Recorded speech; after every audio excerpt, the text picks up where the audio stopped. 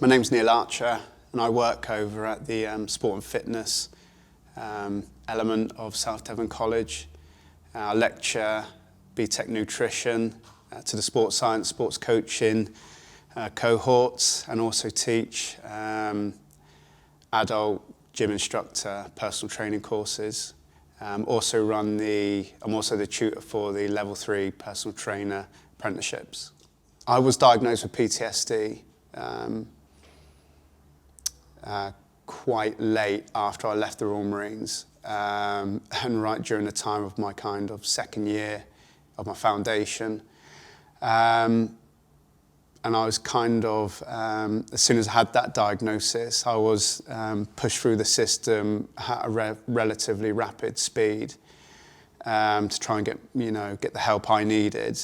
And along that way, the health and wellbeing team downstairs became part of that.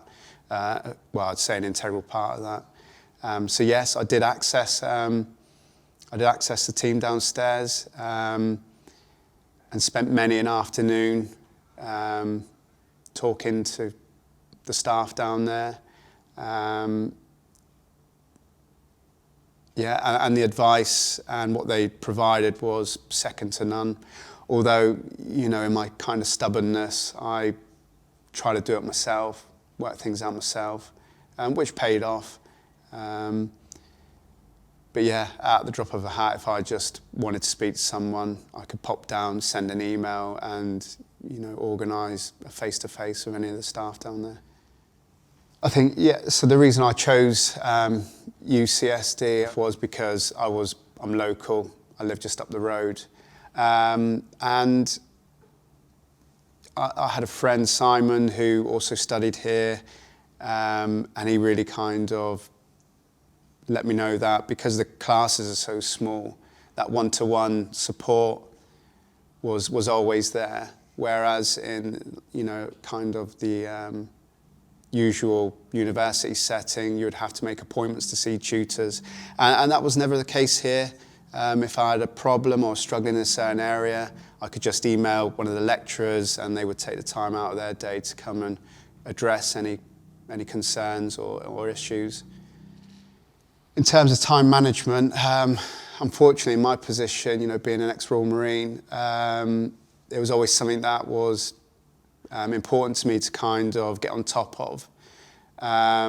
And I really kind of threw myself into the study, especially the reading around subject matter. I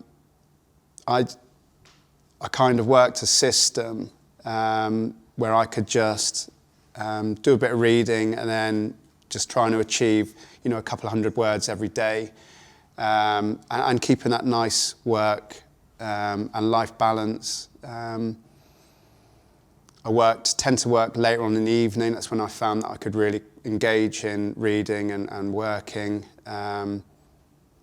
So, when I said goodbye to my kids, I could really start focusing on those kind of aspects of things. So it didn't really interfere with day-to-day living or, but, maybe I'm unique in that aspect. There's too many folk out there, wanting quick fire solutions to everything, but just in terms of education and using education to get where you want to be, you've just got to make that commitment, sign that dotted line and get stuck in and give it 100%.